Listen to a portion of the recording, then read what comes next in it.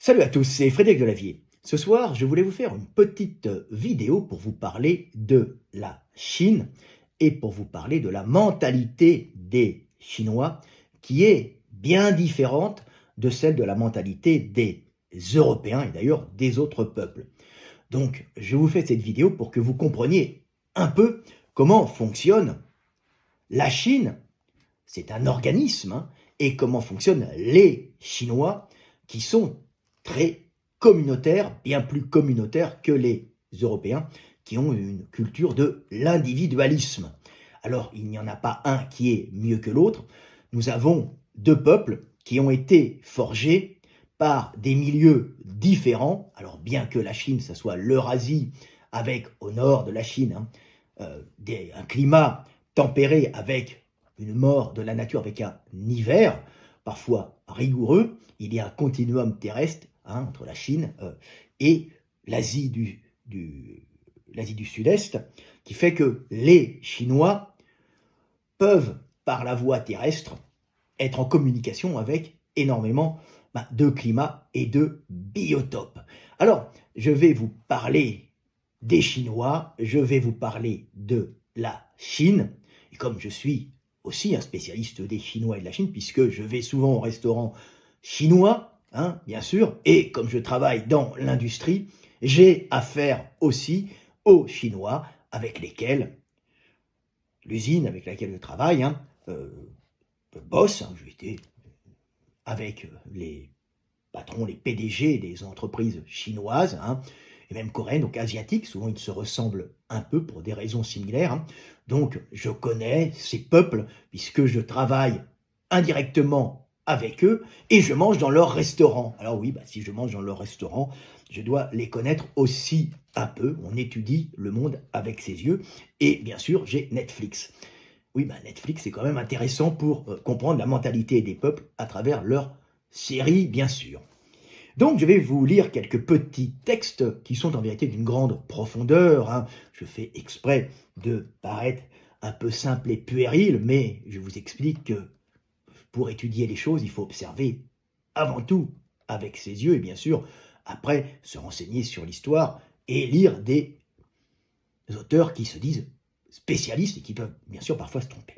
Donc, je vais vous lire quelques textes issus de l'éveil des consciences 2 et de l'éveil des consciences 1, pour que vous compreniez, vous les Européens, à qui vous avez affaire quand vous êtes confrontés à des Chinois. Voilà, il n'y a pas que des touristes chinois, on les voit arriver, mais il faut comprendre le peuple chinois et l'économie chinoise et la façon dont ils se sont constitués. Voilà. Donc je vais étudier ça un peu comme un entomologiste étudie des insectes en les observant. Voilà. Le premier texte que je vais vous lire s'appelle « Propriété intellectuelle, brevet, droit d'auteur en Chine ». La propriété intellectuelle et le droit d'auteur protégeant l'individu pour son œuvre, tout comme le brevet protégeant celui qui a découvert, créé et innové, sont des choses qui traditionnellement n'existent pas en Chine et sont même le plus souvent incompréhensibles pour l'esprit fortement communautaire du chinois.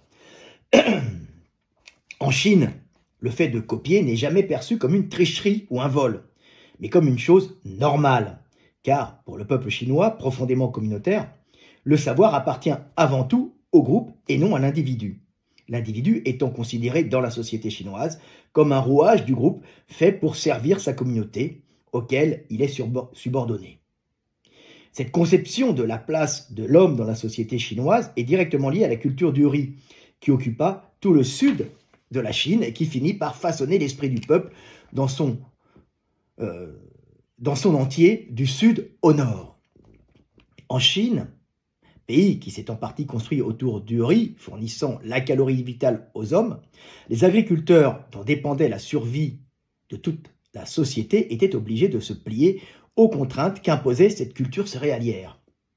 Ainsi, l'agriculteur chinois, devant faire fructifier la parcelle de rizière qui lui appartenait, devait, avant toute chose, effectuer un travail collectif avec les autres membres de son village pour creuser les canaux d'irrigation qui devaient alimenter en eau toutes les parcelles individuelles.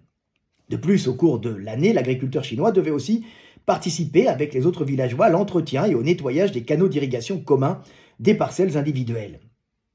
Le fait de faire passer le travail collectif avant le travail individuel, c'est-à-dire l'entraide communautaire pour la création et l'entretien des canaux collectifs d'irrigation avant l'exploitation de la parcelle individuelle, a généré, au cours des millénaires, chez le Chinois, ce profond sentiment d'être avant tout une partie du groupe travaillant pour le développement et l'enrichissement commun, plutôt qu'un individu vivant sur le groupe et cherchant l'enrichissement individuel pour mieux survivre dans une société faite de concurrence, comme on le rencontre fréquemment dans les sociétés européennes. Les sociétés européennes, étant à l'opposé de la société chinoise, sont structurées traditionnellement autour du blé, moins productif, avec une seule récolte par an au lieu de 2 pour le riz, et dont la culture ne demande pas au préalable de travaux communautaires, mais uniquement un travail de l'individu possédant la terre. Ainsi, cet individu ne devra sa survie qu'à sa capacité de travail et de gestion lui permettant de produire sur son terrain le plus possible de blé, pour vendre le plus possible et s'enrichir afin de se moderniser. Racheter des terres pour étendre son exploitation agricole, écraser la concurrence et assurer l'avenir de sa lignée. Cette société occidentale née du blé, ces sociétés occidentales nées du blé sont donc bien plus individualistes et concurrentielles que la grande société chinoise issue de la culture du riz. Société chinoise qui voit l'individu s'effacer devant le groupe et dont l'enrichissement personnel n'est jamais la finalité.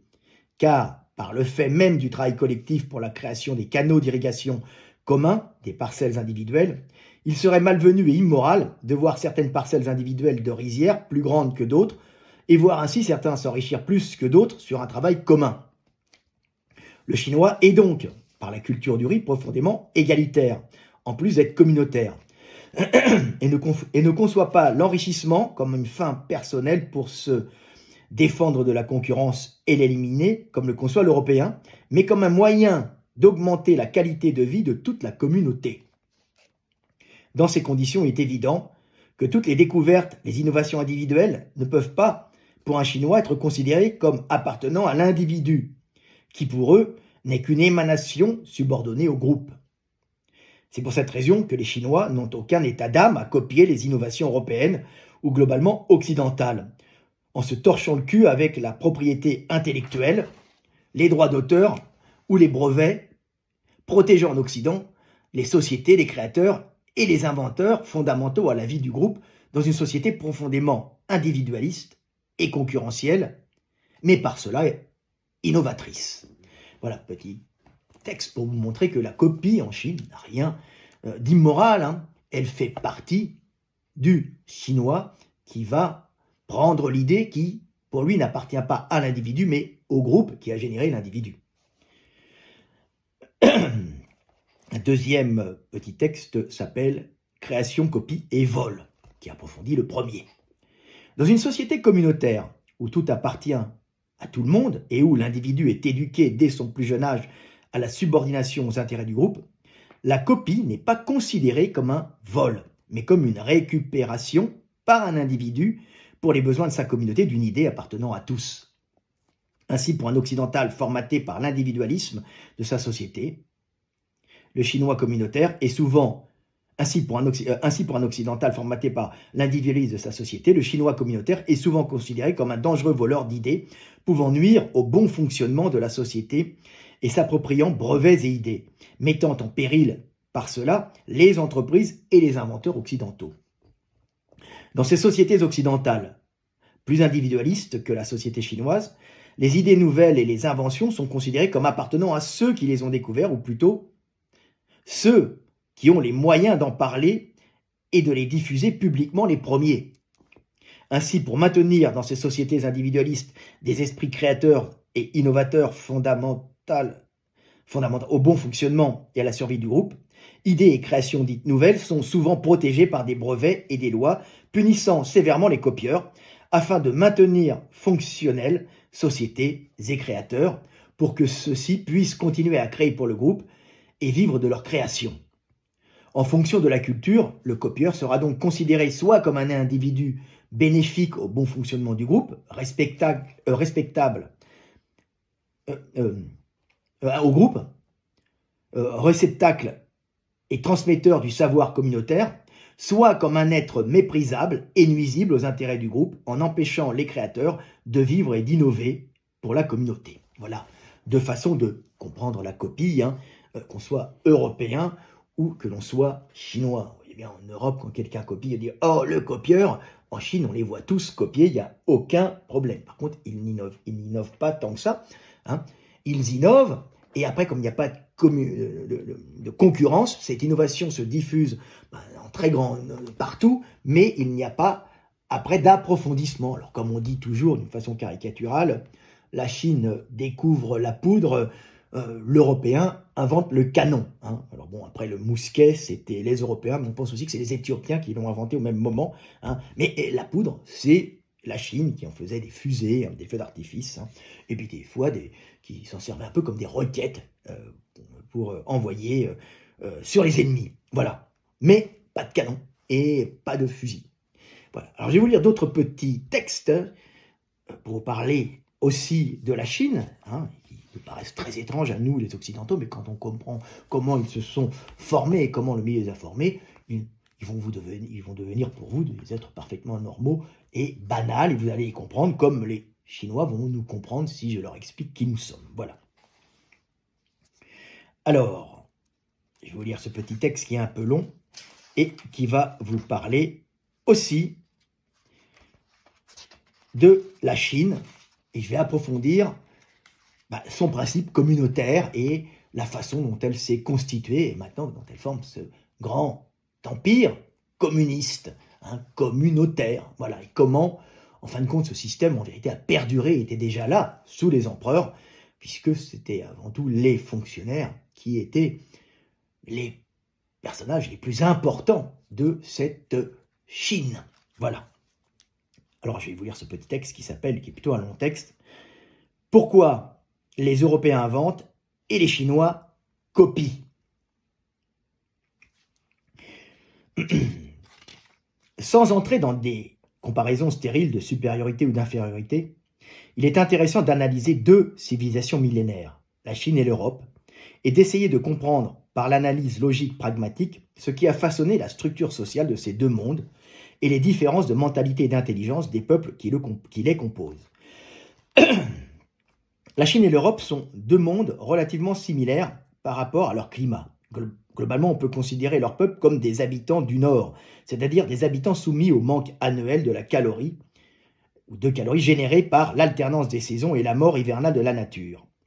Cette alternance des cycles, abondance-manque, génère donc, que ce soit en Chine ou en Europe, des peuples façonnés par l'angoisse du manque et le besoin de travailler, de bâtir et d'accumuler chez eux pour ne pas mourir l'hiver venu. Les Chinois, comme les Européens, ont donc, en réaction à leur milieu marqué par des cycles abondance-manque, généré des civilisations hautement technologiques pour survivre et s'y développer. Mais malgré ces similarités, un fossé immense sépare la mentalité de ces peuples et leur perception du monde. Ces différences, qui font l'âme des peuples, sont générées par le milieu, mais aussi par les choix culturels pris par ces civilisations au cours de leur évolution.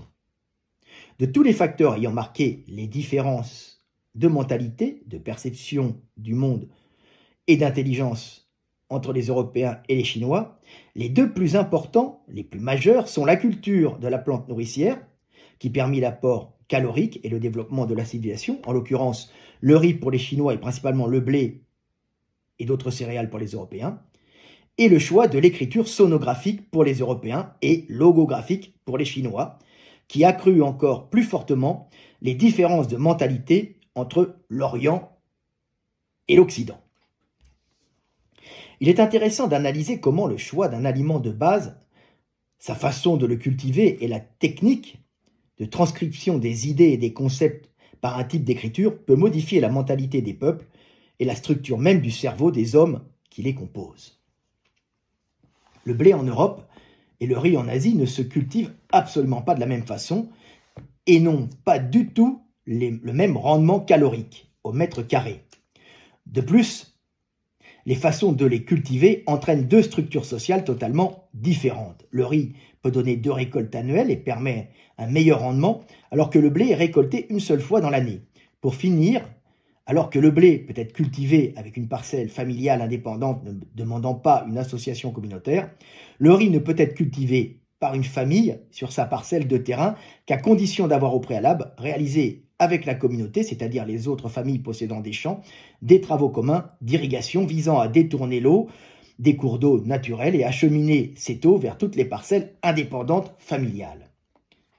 Il s'ensuit pour la culture du riz une obligation de faire passer le travail communautaire du creusage et d'entretien des canaux avant l'exploitation de la parcelle familiale, générant ainsi, par cette obligation d'un travail communautaire, une mentalité bien moins individuelle que celle de l'agriculteur européen qui, seul avec sa famille, peut faire fructifier son champ de blé. Sur des milliers d'années, ces deux façons d'exploiter la terre ont généré deux mentalités totalement opposées dans la façon de se concevoir en tant qu'individu face à la société. C'est ainsi que le chinois se conçoit avant tout comme le rouage d'un grand organisme, la communauté, sans laquelle il n'est rien, alors que l'Européen se conçoit, lui, comme un être indépendant vivant des échanges de sa production personnelle avec le reste de sa communauté. Par le seul fait de cultiver deux plantes différentes, la mentalité des peuples devient elle aussi totalement différente. La culture du riz entraînant une mentalité communautaire où l'individu se soumet généralement à la décision du groupe, alors que la culture du blé génère, quant à elle, l'individualisme où l'homme considère avant tout ses biens et ses intérêts personnels avant ceux de sa communauté. Les deux facteurs ayant généré des structures sociales et étatiques totalement différentes et une façon d'envisager sa relation à l'autre et de percevoir le monde et une façon d'envisager sa relation à l'autre et de percevoir le monde et le choix de l'écriture. La Chine et l'Europe ont bâti leur civilisation sur deux écritures totalement différentes. L'écriture logographique pour la Chine, c'est-à-dire une écriture basée sur la transcription de concepts en symboles graphiques, comme dessiner un petit bonhomme pour exprimer le concept homme, et l'écriture sonographique pour l'Europe, où le langage parlé est retranscrit en symboles graphiques correspondant à la décomposition de sons composant le langage. Le choix de l'écriture,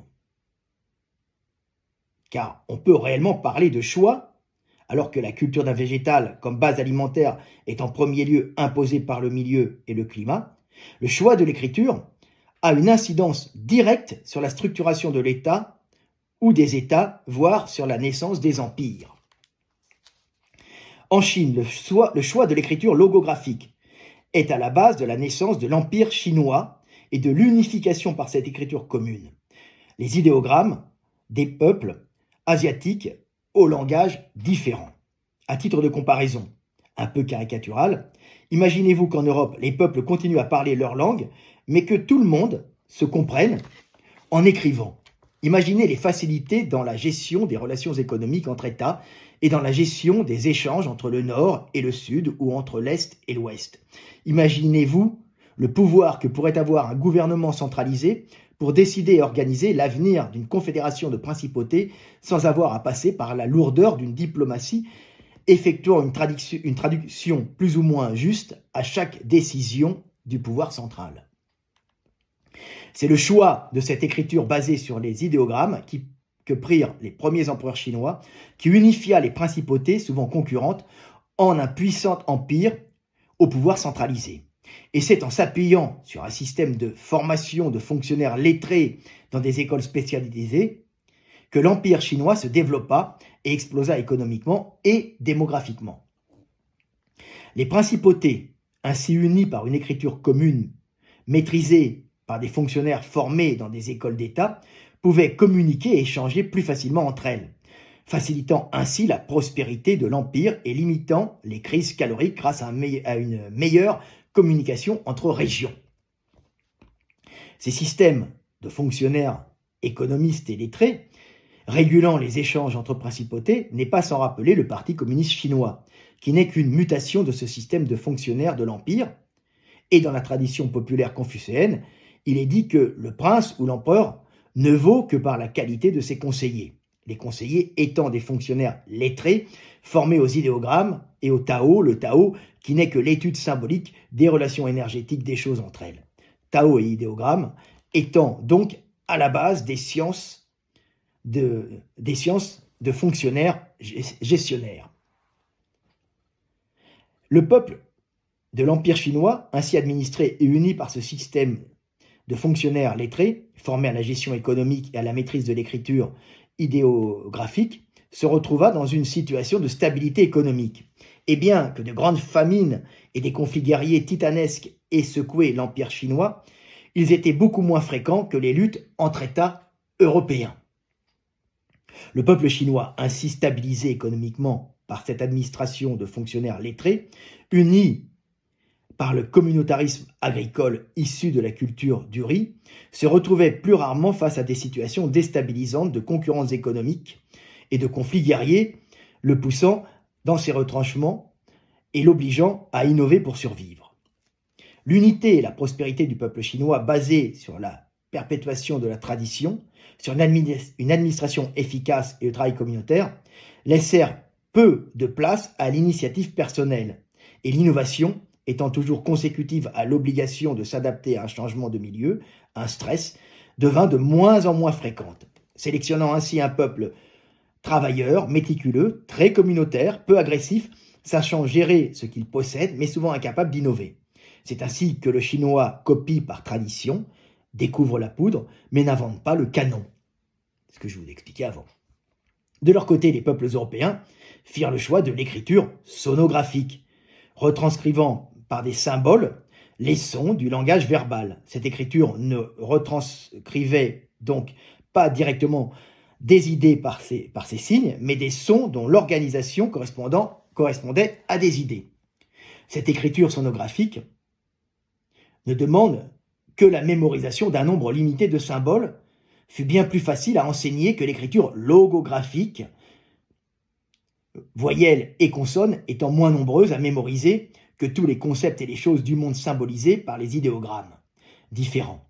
Et de plus, ne demandait pas, comme l'écriture chinoise, de longues formations dans des écoles spécialisées pour être enseignées et maîtrisées pleinement.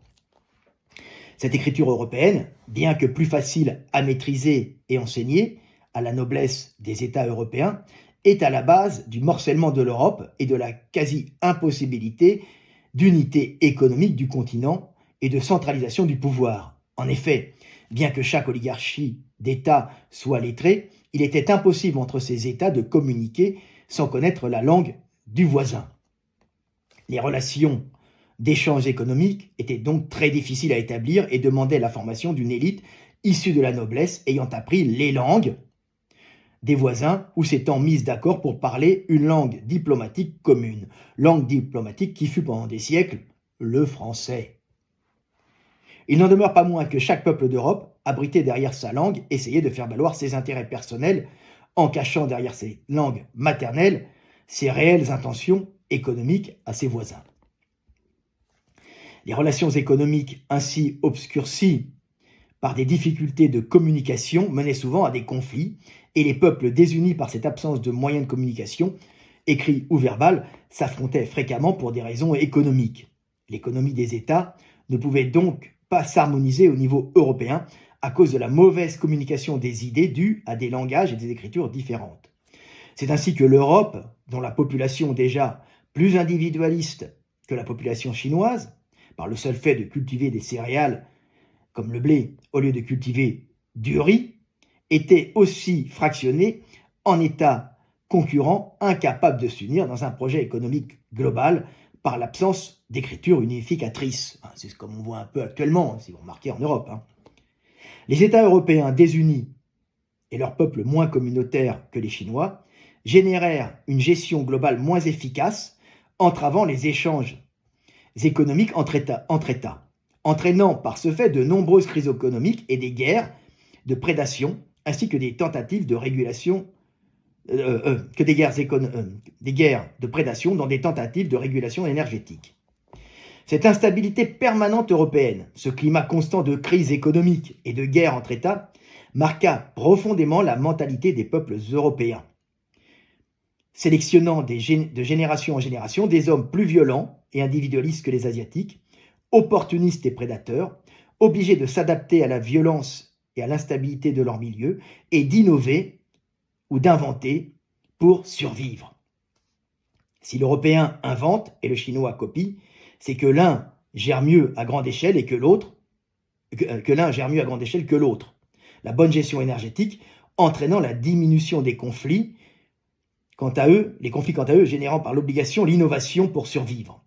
Et si l'Europe est un peuple d'innovateurs, c'est que la guerre économique ou réelle y fit rage bien souvent, obligeant les hommes à innover par nécessité. Voilà, vous comprenez que si l'Europe innove, c'est qu'elle est souvent en conflit et que les hommes, dans des guerres territoriales et énergétiques, sont obligés, par obligation, d'innover pour ne pas se faire écraser ou pour vaincre. Donc, on génère des peuples d'innovateurs et d'inventeurs, d'ingénieurs qui, à la base, essayent de faire survivre des États qui sont moins unis que l'État chinois. Mais attention, les Chinois sont parfaitement conscients de leurs limites intellectuelles, comme ils sont conscients de leur supériorité intellectuelle. Et c'est pour ça qu'ils nous achètent à prix d'or nos innovations ou viennent tout simplement nous les piller. Et des États comme l'Allemagne savent très bien qu'ils sont en relation avec cette Chine qui leur achète les brevets et les Allemands innovent en grande partie pour les Chinois qui vont, eux, produire pour le monde entier pour faire marcher leur économie. Mais le but du Chinois n'est pas l'enrichissement personnel, mais la gestion de son peuple et l'occupation de son peuple pour éviter des baisses énergétiques et des révolutions. Parce que si les Chinois, et des révolutions, ça a coupé ici, parce que si les Chinois gèrent très bien, quand il leur arrive des petits problèmes énergétiques, des petits problèmes caloriques, de mauvaise gestion, ça peut arriver, ça se répercute sur un territoire énorme et ça crée des famines gigantesques et des mouvements populaires gigantesques qui sont des révolutions. Donc on n'est pas du tout à la même échelle. Si les Chinois sont globalement mieux gérés, quand une couille arrive, elle est énorme par rapport aux problèmes que peuvent subir les Occidentaux, puisqu'ils sont démographiquement plus importants car mieux gérés au niveau calorique. Pour comprendre les Chinois, il faut savoir que les Chinois ne travaillent pas pour s'enrichir, mais travaillent pour pouvoir occuper leur peuple. L'important pour le Chinois, c'est de travailler et d'être intégré par ce travail dans sa communauté. L'usine, la firme est considérée comme la maison, c'est comme leur village, comme un endroit familial dans lequel ils produisent et dans lequel ils sont heureux. Et même si leurs cadences de travail peuvent paraître dingues, pour un Chinois, c'est souvent, et alors je dis ça, mais ça peut faire bondir un Européen, un plaisir de travailler dans une usine, dans un groupe auquel il appartient, auquel il se sent appartenir. Voilà. Donc c'est important de comprendre ça. Ce n'est pas du tout la même mentalité que les Européens. Alors pour moi qui ai fréquenté les Chinois, parce que j'ai quand même fréquenté les Chinois, quand vous êtes avec des hommes d'affaires chinois, ce ne sont pas des castes. Vous voyez, l'homme d'affaires chinois, souvent par exemple un milliardaire, jeune des fois, qui est le fils d'un patron, qui vient avec tout son staff, et dans son staff, il y a toute l'équipe et des gens qui sont issus de son village natal, qui étaient peut-être pauvres à la base, mais qui travaillent pour l'usine. Il n'y a pas ce système de caste, il y a ce système d'appartenance au groupe. Ainsi, même le système de fonctionnariat et même le système de mandarinat, c'est-à-dire les anciens fonctionnaires qui travaillaient pour l'empereur, est un système qui n'est pas un système, on va dire, d'élite choisi à la base par l'empereur.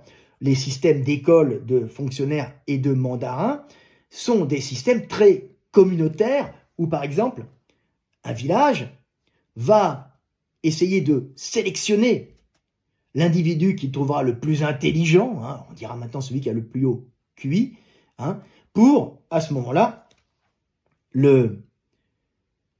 l'envoyer, tout le monde va se grouper, on va lui donner de l'argent pour l'envoyer étudier dans une école. Hein. Alors à la base, c'était pas les écoles du Parti communiste, c'était des écoles où on apprenait les idéogrammes. Vous imaginez la quantité de données à ingurgiter, puisque il y a des milliers de lettres. Hein. Donc il devait apprendre ça, donc tout le monde ne pouvait pas le faire. Donc il allait dans ces écoles de fonctionnaires, où on apprenait déjà une écriture très dure qui demandait une sacrée mémorisation, et visuelle, hein, et ensuite on les formait à la gestion, aux mathématiques, à la compréhension de la géographie, à plein de données, hein, et à plein de sciences, et il y avait des concours, et ensuite ils se vendaient, hein, ils allaient se vendre auprès des seigneurs locaux qui administraient des régions pour l'empereur. Hein. Alors c'était l'équivalent du Parti communiste qu'on a maintenant, hein. C'est-à-dire qu'ils montent comme ça. Donc on part d'un village, on sélectionne le meilleur individu qui va se vendre comme fonctionnaire, qui peut même devenir ministre, conseiller, et qui peut remonter même jusqu'à la cour, un peu comme Confucius. Hein. Et à ce moment-là, il va aider l'empereur à gérer, donc c'est-à-dire qu'il va être un gestionnaire d'État à grand niveau, et tout le temps, mais il est parti d'en bas, aidé par sa communauté. Et évidemment, c'est du win-win, comme il a été formé par sa communauté, par ruissellement, il va faire retomber des avantages sur sa communauté qui l'aura poussé vers le haut. Donc on peut s'apercevoir que c'était vraiment un système communautaire, méritocratique, où on envoie les meilleurs pour monter jusqu'à l'État, hein, où l'empereur, en vérité, est, dans la tradition, c'est l'empereur, mais il est subordonné symboliquement au conseiller qui, lui, vient d'en bas et souvent est monté. Hein. Donc c'est très intéressant de comprendre le fonctionnement, et ça marchait au temps de l'Empire, et ça marche maintenant au niveau du Parti communiste, où, justement, c'est un peu le même système. On pousse des gamins dans des régions pour les faire rentrer dans des écoles d'administration, et ensuite ils montent progressivement, ils arrivent à la gestion locale de la région de Chine, et après à l'État, et ils font redescendre des avantages sur leur région. Voilà comment marche la Chine, et dans les restos chinois, ça marche de la même façon, hein. Et les tantines, c'est pareil, on aide un gamin à partir, il travaille d'abord chez vous, s'il est bon, on va lui financer son restaurant, et après, il va vous rembourser, il aidera vos enfants, et ainsi de suite. Si vos enfants sont bons, ils montent, et ça se passe comme ça. C'est vraiment un système méritocratique communautaire, mais il faut travailler comme un Chinois. Et travailler comme un Chinois, tout le monde n'est pas capable. C'est de l'abnégation, mais dans un milieu que l'Européen a du mal à comprendre, puisque, en général, l'Européen est très individualiste, et s'il travaille à fond, il n'est qu'un esclave, il ne montera jamais. À part, par exemple, pour l'Allemagne, et je pourrais vous expliquer comment fonctionne éventuellement l'Allemagne dans une prochaine vidéo, puisque je connais bien, comme Emmanuel Todt, c'est ça, ce pays, puisque j'ai calculé que j'y ai vécu quelques années, en fin de compte, en cumulant tous les bouts de mois que j'y suis, parce que j'y ai passé, puisque mon fils qui est derrière est allemand, c'est un Allemand, voilà. Donc, je connais l'Allemagne et je pourrais vous en parler. Par contre, je n'ai pas encore de fils chinois, mais toi, chinoise, si tu es belle et bien conformée, je peux te faire un enfant si tu veux, comme ça, j'aurai aussi un fils chinois ou une fille chinoise. Voilà. C'était Fred Delavier, petite vidéo du soir espoir. Donc, vous avez l'éveil des consciences, pensez pour moi-même. Alors ça, c'est l'éveil des consciences 1, comment devenir un homme libre. Et, je vous montre ici parce que je ne sais pas laquelle vidéo je vais prendre, et l'éveil des consciences 2, penser pour moi-même et pour les autres, un petit clin d'œil à Marc Aurèle, que j'aime beaucoup et qui est un homme exceptionnel, en tout cas dans ses pensées, dans ses raisonnements, hein, qui est quelqu'un à suivre. Alors j'ai mis, voilà, je l'ai mis au début. J'aime beaucoup Marc Aurèle, et chose exceptionnelle, c'était un fils de riche, et en général, les fils de riches, en tout cas en Occident, sont souvent dégénérés et stupides. Eh ben, pas lui. Lui, c'est quelqu'un qui est passé à travers les mailles du filet et qui est devenu quelqu'un d'exceptionnel. Alors, son fils, un peu moins, bien sûr, on le voit dans Gladiator, c'est un peu exagéré, mais c'est vrai que c'est Commode, c'est ça son fils, hein? On cul sur la commode. Non, c'est pas ça. Commode, Commode, lui, était pas top, je crois. Hein. Voilà, vous me le direz. Donc voilà, petite vidéo du soir espoir pour vous expliquer comment fonctionne le monde, comment fonctionne la Chine, et pour vous expliquer la mentalité chinoise qui n'est pas du tout la même mentalité que les Européens. L'enrichissement en Chine n'a pas du tout la même valeur. Hein. Quand la Chine va conquérir le monde, comme on la voit qui conquiert le monde actuellement, ce n'est pas pour réellement le piller, c'est pour faire travailler son peuple, hein, puisque les Chinois produisent non pas pour vendre et s'enrichir, mais pour occuper leurs centaines de millions de travailleurs et qu'il n'y ait pas de révolution, pour que les gens puissent être heureux. Vous savez, il y a cette phrase célèbre de Confucius qui dit qu'un État bien géré est un État où le villageois entend le coq du village d'à côté, mais n'y est jamais allé, tout simplement. Il n'y est jamais allé parce qu'il est bien où il est, il n'a pas envie de se déplacer, il est avec ses amis, il est en train de manger son riz avec ses copains et de travailler dans les rizières avec ses potes et sa famille. Et maintenant de travailler dans l'usine avec ses petites mains à monter des trucs et des bidules en plastique, hein, des Pokémon en plastique, des jouets chinois qui ne servent à pas grand-chose, des godes en caoutchouc qui va envoyer sur tous les sites internet de vente par correspondance où on achète toutes les merdes pas possibles pour que les occidentaux les achètent, mais donc eux n'ont rien à foutre, hein. Ils travaillent uniquement pour travailler et occuper des gens à vivre ensemble. C'est la valeur communautaire du travail, c'est la valeur sociale du travail. On travaille pour être ensemble et pas pour forcément s'enrichir. Alors oui, après, ils aiment bien aller s'acheter des sacs Louis Vuitton, hein. Bien sûr, ils aiment bien aller en France, mais c'est pour montrer qu'ils ont bien travaillé, qu'ils sont bien intégrés dans la société. Regardez, je suis allé en France, je suis un bon travailleur, je fais partie de la société chinoise, je suis quelqu'un de respectable. Voilà, c'est ça le chinois. Une dernière petite anecdote, peut-être. Vous savez, à une certaine époque, j'aime bien, et on est à combien? 37 minutes, hein, on va faire nos 40 minutes. Hein. Donc à une certaine époque, il y avait une espèce de guilde des marchands qui était née en Chine, des marchands, et ils avaient commencé sur la mer de Chine, en arrivant sur l'océan Indien, à créer des grands bateaux, hein, très grands, beaucoup plus grands que les bateaux de l'époque. Hein. Christophe Colomb, il était, je sais pas, bien plus grand qu'eux.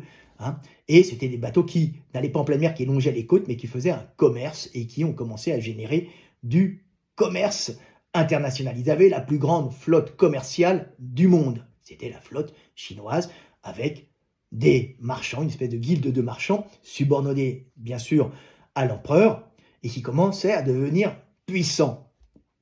Et ils devenaient tellement puissants qu'un jour, cette flotte, qui n'avait jamais posé de problème, qui rapportait énormément, c'était de l'échange, on échangeait à l'époque, c'est tout le temps le même principe, hein. Maintenant, les Chinois vous font des petits bouts de plastoc et vous vendent tout et n'importe quoi, hein. Ils vous vendent des lunettes, des copies de tout, des crayons, tout ce qui est en plastique, hein, tout ce qui demande de la manutention, eux, ils faisaient de la porcelaine peinte, et ils vous en envoyaient partout, et ils échangeaient ça contre des épices, contre plein de trucs. Et l'empereur a vu cette guilde des marchands s'enrichir, et l'a tout de suite perçu comme un problème futur pour le pouvoir et la désunion de la Chine, parce qu'il savait que si cette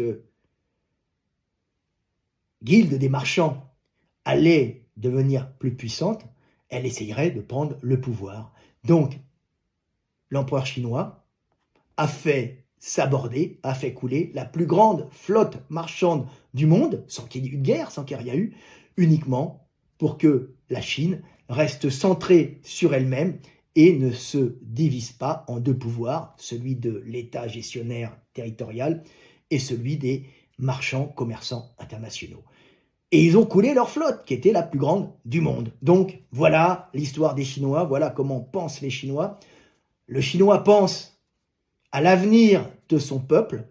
Il ne pense pas à s'enrichir personnellement, c'est un organisme, hein, c'est un blob, alors que l'Européen, c'est un ensemble d'individualités qui s'unissent pour vivre en communauté, alors que les Chinois, c'est une communauté faite d'individus qui se sentent subordonnés à ce groupe entier, hein, à cette Chine. Voilà, c'était Fred Delavier. Petite vidéo du soir, espoir, je vous aime et paix sur terre, mes frères et sœurs. Et je coupe